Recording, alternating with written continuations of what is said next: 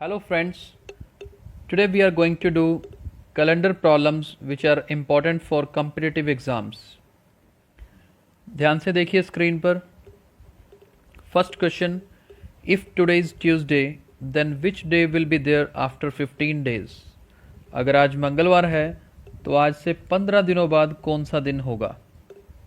देखिए ट्रिक समझने के लिए हमने 15 डेज यहाँ पे लिए हैं, लेकिन ये ऐसी ट्रिक हम करेंगे जिसको चाहे 60 डेज के बाद चेक करना हो, चाहे जितने मर्जी दिनों के बाद चेक करना हो, बड़ी आसानी से यूज़ किया जा सकता है. करना क्या होगा, एक हफ्ते में कितने दिन होते हैं, 7 दिन होते हैं, 7 डेज. तो जितने दिन बाद हमें चेक करना है, यानी कि यहाँ पर जैसे 15 डेज है तो इसको 7 से डिवाइड करना है. यानी कि 15 को हमें डिवाइड किससे करना है, 7 से. और हमें क्या निकालना है, रिमाइंडर निकालना है. बस रिमाइंडर निकलते ही हमारा आंसर आ जाएगा. जैसे 15 को 7 से करेंगे तो 7 2 जार क्या होता है, 14. तो रिमाइंडर क्या आएगा, 1 आएगा डिवाइड करने पे. तो बस रिमाइंडर जैसे 1 आया तो हमारा दिन कौन सा दिया हुआ है, ट्यूसडे.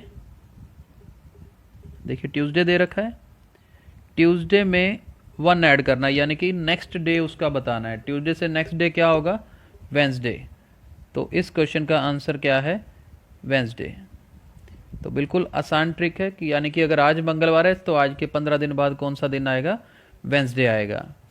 इधर देखिए, अगर आज सैटरडे है तो आज से 60 दिनों बाद 60 डेज के बाद कौन सा दिन होगा. तो ट्रिक सेम ही रहेगी. 60 को क्या करना है, हमें डिवाइड करना है 7 के साथ. करके देखें, 60 को अगर 7 से डिवाइड करेंगे तो क्या आएगा, 7 8 जार 56. तो रिमाइंडर क्या बचा हमारे पास, 4. रिमाइंडर 4 मतलब सैटरडे आज है, सैटरडे में हमें 4 डेज और ऐड करने हैं. 4 डेज ऐड करने का मतलब सैटरडे के बाद Sunday, Monday, Tuesday and then Wednesday. तो 4 दिन ऐड करने से इसका आंसर क्या होगा, वेंसडे होगा.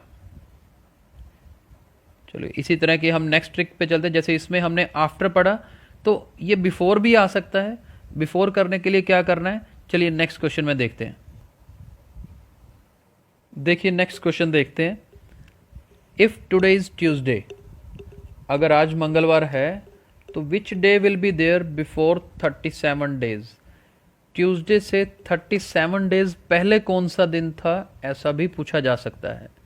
करने की ट्रिक क्या है, 37 को 7 से डिवाइड करना है जैसे हमने पहले किया था. 37 को अगर हम 7 से डिवाइड करते हैं तो रिमाइंडर कितना आएगा, 2 आएगा. ये ध्यान रखना है, हमें सिर्फ रिमाइंडर ही निकालना है. यानी कि यहाँ पर रिमाइंडर कितना आया, 2 आया. अब जब आफ्टर था तो हमने 2 दिन ऐड किए थे, लेकिन जब बिफोर है तो जितना रिमाइंडर आएगा उतने दिन पीछे लेके जाना है. जैसे यहाँ पर मेरे पास ट्यूसडे है आज का दिन, राइट. ट्यूसडे से 2 दिन मेरे को माइनस करने हैं, उसमें ऐड किया था, यहाँ पे माइनस करने हैं. 2 दिन पीछे जाएंगे तो ट्यूसडे से 1 दिन पहले आता है सोमवार, मंडे. उससे 1 दिन पहले क्या आता है, संडे आता है. यानी 2 दिन माइनस करेंगे तो मेरा फाइनल आंसर क्या आएगा, संडे आएगा, राइट. तो है ना, बिल्कुल आसान ट्रिक है. इधर देखते हैं, if today is Friday then which day will be there before 60 days. अगर आज फ्राइडे है तो 60 दिन पहले कौन सा दिन होगा, ये देखते हैं. 60 को जब 7 से डिवाइड करेंगे, 7 8 जार 56, रिमाइंडर क्या आया, 4. अब रिमाइंडर 4 है तो फ्राइडे तो मेरा आज का दिन है, उसमें से 4 दिन मेरे को पीछे जाना है. चल के देखते हैं, फ्राइडे से पीछे चलेंगे तो थर्सडे आएगा, थर्सडे से पहले वेंसडे, फिर ट्यूसडे और फिर मंडे. यानी कि अगर मैं 4 दिन पीछे जाऊंगा तो मेरा आंसर क्या आना चाहिए, मंडे आना चाहिए. तो बिल्कुल आसानी से बिफोर डेज भी बताया जा सकता है, आफ्टर डेज भी बताया जा सकता है. फिर से बता रहा हूँ, याद क्या रखना है, जब आफ्टर डेज बताना है तो रिमाइंडर निकालिए और आज के दिन में प्लस करना है. और अगर बिफोर बताना है तो भी रिमाइंडर तो वैसे ही निकालना है, लेकिन सब्ट्रैक्ट करना है.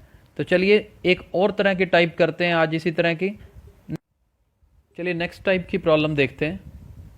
ये देखिए 10 दिसंबर 1981 को अगर थर्सडे था तो बताइए 10 दिसंबर 1991 को कौन सा दिन था। तो ये इस तरह का भी क्वेश्चन आ सकता है। देखिए इनको करने का बहुत ही आसान तरीका है। सबसे पहले हमें क्या करना है, इनका डिफरेंस ले लेना है दोनों का। 81 और 91 के बीच में डिफरेंस कितने सालों का है, 10 का। तो एक 10 गैप मैंने यहाँ पे लिख लिया कि 10 का गैप तो ये आएगा ही आएगा। उसके अलावा हमें देखना है कि 81 और 91 के बीच में लीप ईयर कितने आए।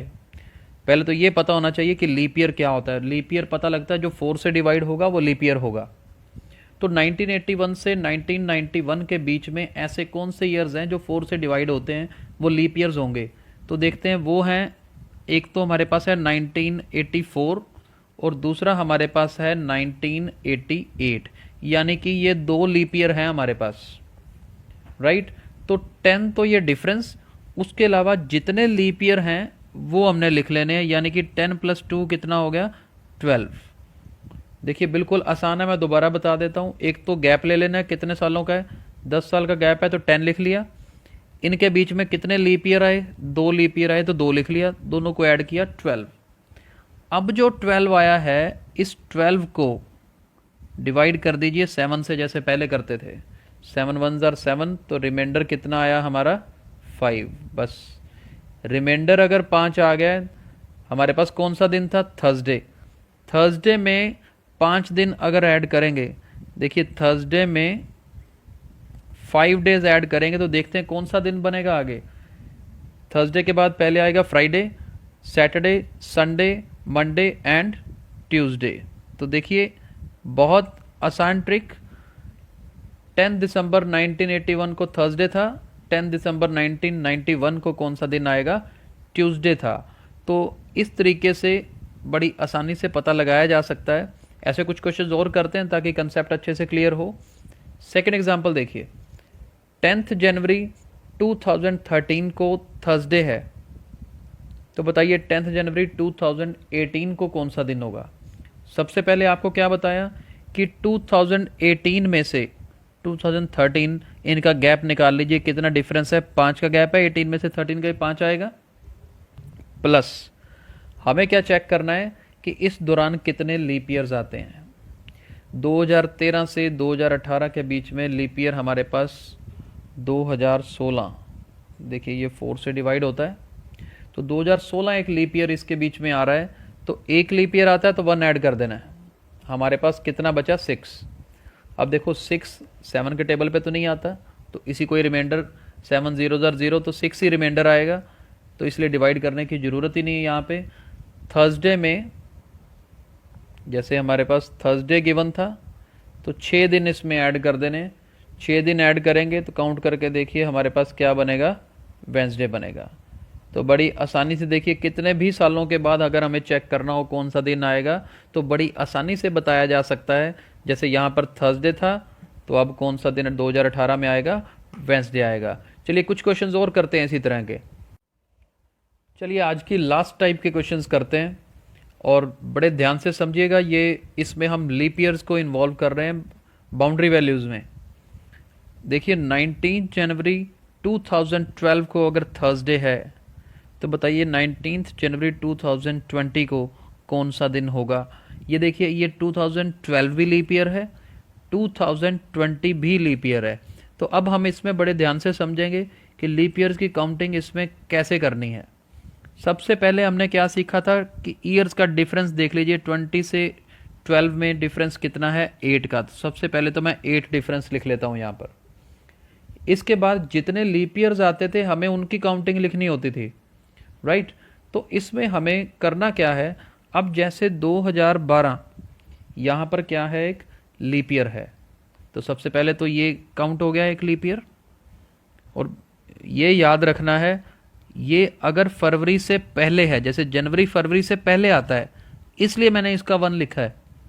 आगे दूसरी एग्जांपल करेंगे इसको और डिटेल में पढ़ने के लिए। क्योंकि ये फरवरी से पहले आ रहा है तो इसकी एक काउंटिंग कर दी हमने। फिर नेक्स्ट हमारे पास आएगा 2016, मैं यहाँ पे लिख देता हूँ कि ये 1 2012 की वजह से आया है।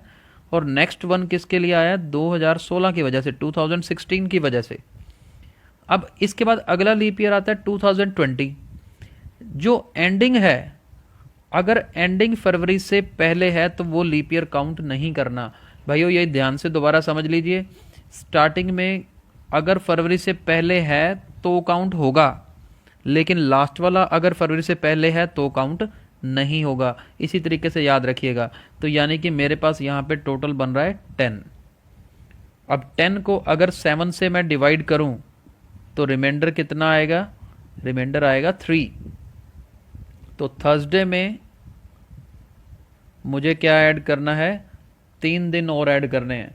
थर्सडे में 3 दिन ऐड करेंगे तो Friday, Saturday and then Sunday. तो फाइनली मेरा आंसर क्या होगा, संडे होगा। 19 जनवरी 2020 को संडे आएगा। मैं यहाँ पे लिख रहा हूँ संडे। बिल्कुल ठीक है, इसको वेरीफाई किया जा सकता है कैलेंडर के साथ। चलिए नेक्स्ट करते हैं आज की लास्ट एग्जांपल। 25 मार्च 2012 को संडे है, तो बताइए 25 मार्च 2020 को कौन सा दिन होगा।